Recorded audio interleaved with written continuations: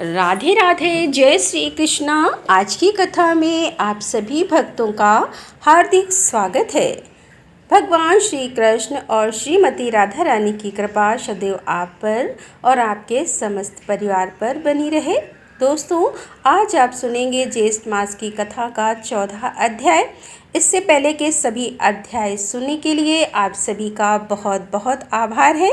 श्री भगवान जी कहते हैं कि हे ब्रह्मा जी, जब कमल लोचन श्री राम ने सीता के स्वयंवर में जाकर धनुष तोड़ा और उन जनक नंदिनी श्री सीता जी के साथ विवाह किया, तब उस अवसर पर जनकपुर की सभी स्त्रियां श्री राम जी को देखकर प्रेम से विवल हो गई और उन्होंने एकांत में उन महाभाग से अपना अभिप्राय प्रकट किया।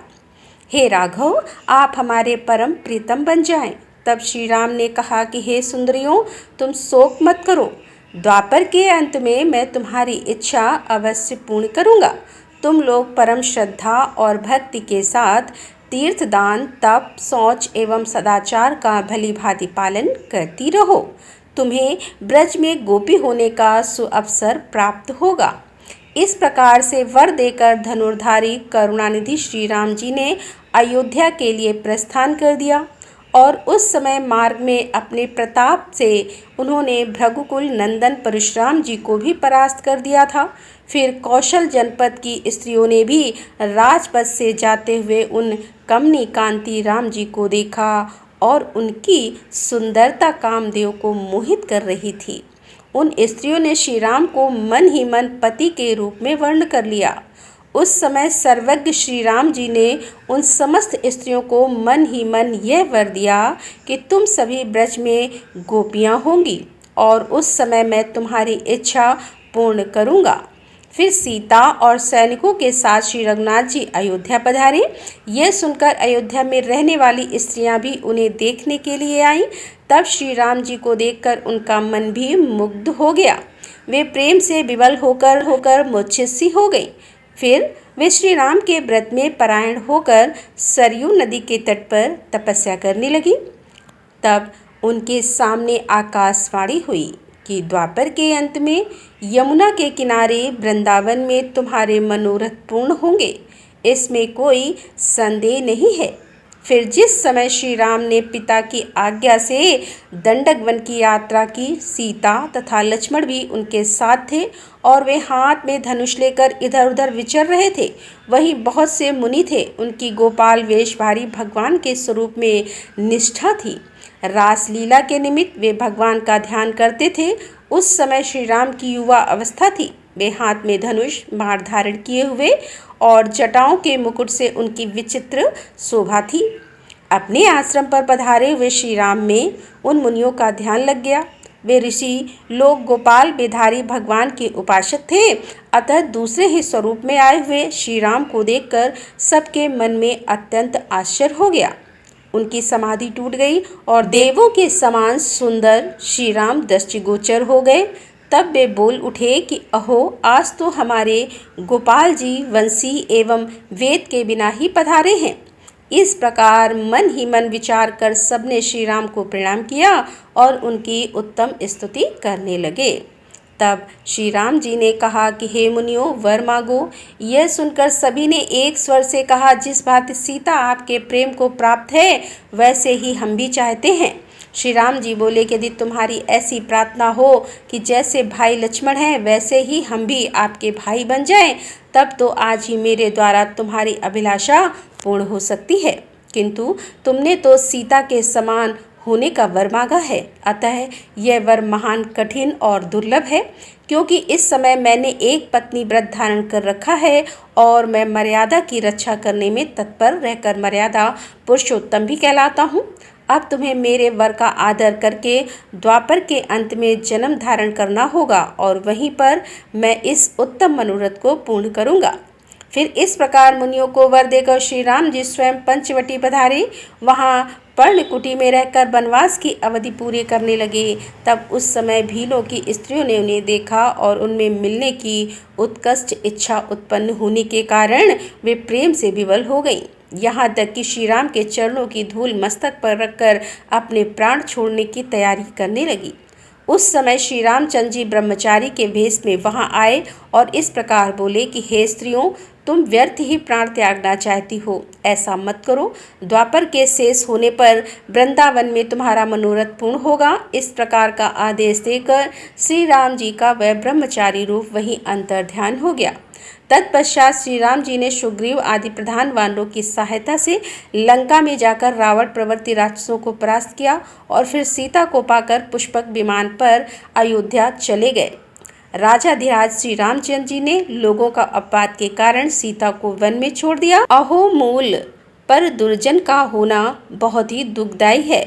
जब जब कमल लोचन श्री राम यज्ञ करते थे तब तब विधि पूर्वक स्वर्ण में सीता की प्रतिमा बनाई जाती थी। इसीलिए श्री राम भवन में यज्ञ सीता यज्ञों का एक समूह ही एकत्र हो गया था। वे सभी दिव्य चैतन्य धन स्वरूपा होकर श्री राम के पास गई। उस समय श्री रामचंद्र जी ने उनसे कहा कि हे प्रिया, मैं तुम्हें स्वीकार नहीं कर सकता। वे सभी प्रेम पारायण सीता मूर्तियां दशरथ नंदन श्री राम से कहने लगे कि ऐसा क्यों, हम तो आपकी सेवा करने वाली हैं। हमारा नाम भी मिथिलेश कुमारी सीता है और हम उत्तम व्रत का पालन करने वाली सतियां भी हैं। फिर हमें आप ग्रहण क्यों नहीं करते? यज्ञ करते समय हम आपकी अर्धांगिनी बनकर निरंतर ही कार्यों का संचालन करती रही हैं। आप धर्मात्मा और वेद के मार्ग का अवलंबन करने वाले हैं। यह अधर्मपूर्ण बातें आपके श्रीमुख से कैसे निकल रही हैं? यदि आप स्त्री का हाथ पकड़कर उसे त्यागते हैं तो आपको पाप का भागी होना पड़ेगा। तब श्री रामचंद्र जी बोले कि हे सती, तुमने मुझसे जो बातें कही हैं वह बहुत ही उचित और सत्य है, परंतु मैंने एक पत्नी व्रत धारण कर रखा है। सभी लोग मुझे राजश्री कहते हैं, अतः नियम को छोड़ भी नहीं सकता। एकमात्र सीता ही मेरी सहधर्मिणी है। इसलिए तुम सभी द्वापर के अंत में श्रेष्ठ वृंदावन में पधारो, वहीं तुम्हारी मनोकामना पूर्ण करूँगा।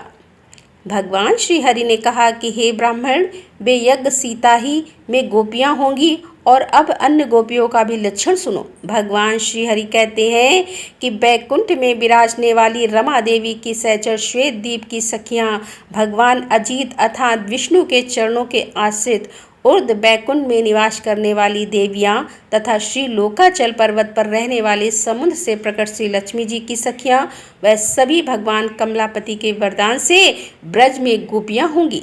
पूर्वकृत विविध पुण्य के प्रभाव से कोई दिव्य, कोई अदिव्य और कोई सत्व रज तम तीनों गुणों से युक्त देवियां ब्रजमंडल में गोपियां होंगी। रुचि के यहाँ पुत्र रूप से अवतरित लोकपति रुचिर विग्रह भगवान यज्ञ को देखकर देवांगना प्रेम रस में निमग्न हो गईं। तदंतर वे देवल जी के उपदेश से हिमालय पर्वत पर जाकर परम भक्ति भाव से तपस्या करने लगी। हे ब्राह्मण, वे सब मेरे ब्रज में जाकर गोपियाँ होंगी। भगवान धन्वंतरी जब इस भूतल पर अंतर्ध्यान हुए उस समय संपूर्ण औषधियाँ अत्यंत दुख में डूब गईं और भारतवर्ष में अपने को निष्फल मानने लगी। फिर सबने सुंदर स्त्री का वेश धारण करके तपस्या आरंभ की। 4 युग व्यतीत होने पर भगवान श्रीहरि उन पर अत्यंत प्रसन्न हुए और बोले कि तुम सब वर मांगो। यह सुनकर स्त्रियों ने उस महान वन में जब आंखें खोली तब उन्हें श्रीहरि के दर्शन करके वे सब की सब मोहित हो गई और बोली कि आप हमारे पति तुल्य आराध्य देव होने की कृपा कीजिए। तब भगवान श्रीहरि बोले कि औषधि स्वरूपा स्त्रियों, द्वापर के अंत में तुम सभी लता रूप से वृंदावन में रहोगी और वहाँ रात से मैं तुम्हारा मनोरथ पूर्ण करूँगा। श्री भगवान जी कहते हैं कि हे ब्राह्मण, भक्ति भाव से परिपूर्ण से बड़भागी वराना वृंदावन में लता गोपी होंगी। इसी प्रकार जालंधर नगर की स्त्रियां वृंदापति भगवान श्रीहरि का दर्शन करके मन ही मन संकल्प करने लगी कि यह साक्षात श्रीहरि हम सबके स्वामी हो। उस समय उनके लिए भी आकाशवाणी हुई कि तुम सब शीघ्र ही रमापति की आराधना करो, फिर वृंदा की ही भांति तुम ही वृंदावन में भगवान की प्रिया गोपी हो जाओगी। मत्स्यावतारा के समय मत्स्य विग्रह श्रीहरि को देखकर समुद्र की कन्याएं मुग्ध हो गई थीं। श्रीमत से भगवान के वरदान से वे भी ब्रज में गोपियां होंगी। मेरे अंशभूत राजा पृथु बड़े प्रतापी थे। उन महाराजा ने संपूर्ण शत्रुओं को जीतकर पृथ्वी से सारी अभिष्ट चिंतन उस समय बहिष्ठ नगरी में रहने वाली बहुत सी स्त्रियां उन्हें देखकर मुक्त हो गई थीं और प्रेम से विवल होकर अत्रि जी के पास जाकर बोली कि हे महामुनि, समस्त राजाओं में श्रेष्ठ महाराजा पृथु बड़े ही पराक्रमी हैं। यह किस प्रकार से हमारे पति होंगे? यह बताने की कृपा कीजिए। तब अत्रि जी ने कहा कि तुम सब शीघ्र ही आज इस गौ को धो। यह संपूर्ण पदार्थों को धारण करने वाली धारणा में धरणी है। तुम्हारे सारे मनोरथ को, चाहे वे समुद्र के अगाध ही क्यों ना हो, अपार एवं दुर्गम ही क्यों ना हो, अवश्य पूर्ण कर देगी। हे ब्राह्मण, तब उन स्त्रियों ने मन को दोहन पात्र बनाकर अपने मनोरथ का दोहन किया। इसी कारण से वे सब की सब वृंदावन में गोपियाँ होंगी।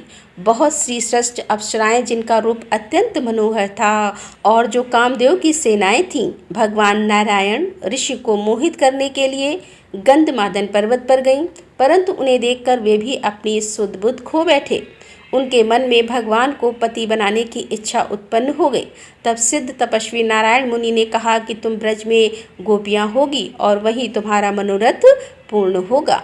हे ब्राह्मण, शुतल देश की स्त्रियां भगवान वामन को देखकर उन्हें पाने के लिए उत्कट इच्छा प्रकट करने लगी। फिर तो उन्होंने तपस्या आरंभ कर दी और जिन नागराज कन्याओं ने शेषा अवतार भगवान को देखकर उन्हें पति बनाने की इच्छा से उनकी सेवा समा आराधना की, वे सब बलदेव जी के साथ रास विहार के लिए ब्रज में उत्पन्न होंगी। कश्यप जी वसुदेव होंगे और परम पूजनीय अदिति देवकी के रूप में अवतार लेंगी। प्राण नामक वसु शूरसेन और ध्रुव नामक वसु का उद्धव के रूप में प्रकट होगा। दया परायण दक्ष प्रजापति अंकुर के रूप में अवतार लेंगे। कुबेर हद्र नाम से और जल के स्वामी वरुण कृतवर्मा नाम से प्रसिद्ध होंगे। पुरातन राजा प्राचीन बहिर्गमन देवता उग्रसेन बनेंगे। फिर उन उग्रसेन को मैं विधानता राजा बनाऊंगा और उनकी भली भांति रक्षा भी करूंगा। भक्त राजा अम्बरीश युथा और भक्त प्रहलाद सात्विक के नाम से प्रकट होंगे। क्षीर सागर संतनु होगा। बुओं में श्रेष्ठ द्रोण साक्षात भीष्म पितामह के रूप में उत्पन्न होंगे। दिवो 10 सल के रूप में एवं भग नाम के सूर धृतराष्ट्र के रूप में अवतरित होंगे। पूष नाम से विख्यात देवता पांडव होंगे। सत्पुरुषों में आदर पाने वाले धर्मराज ही राजा युधिष्ठिर के रूप में अवतार लेंगे। वायु देवता महान पराक्रमी भीमसेन के तथा स्वयं शंभु मनु अर्जुन के वेश में प्रकट होंगे। शत्रुपा जी सुभद्रा के रूप में प्रकट होंगी और सूर्य नारायण कर्ण के रूप में अवतार लेंगे। अश्वनी कुमार नकुल एवं सहदेव होंगे। धाता महान बलशाली बालिक नाम से विख्यात होंगे। अग्नि देवता महान प्रतापी द्रोणाचार्य के रूप में अवतार लेंगे। कलि का अंश दुर्योधन होगा। चंद्रमा अभिमन के रूप में अवतार लेंगे। पृथ्वी पर द्रोण पुत्र अश्वत्थामा साक्षात भगवान शंकर का रूप होगा। इस प्रकार तुम सब देवता मेरी आज्ञा के अनुसार अपने अंशों और स्त्रियों के साथ यदुवंशी कुरुवंशी तथा अन्य यानय वंश के राजाओं के कुल में प्रकट हुई।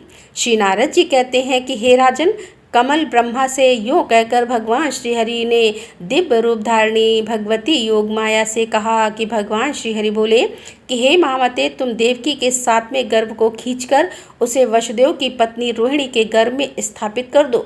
वे देवी कंस के डर से ब्रजनंद के घर में रहती हैं। साथ ही तुम भी ऐसे अलौकिक कार्य करने नंदरानी के गर्भ से प्रकट हो जाना।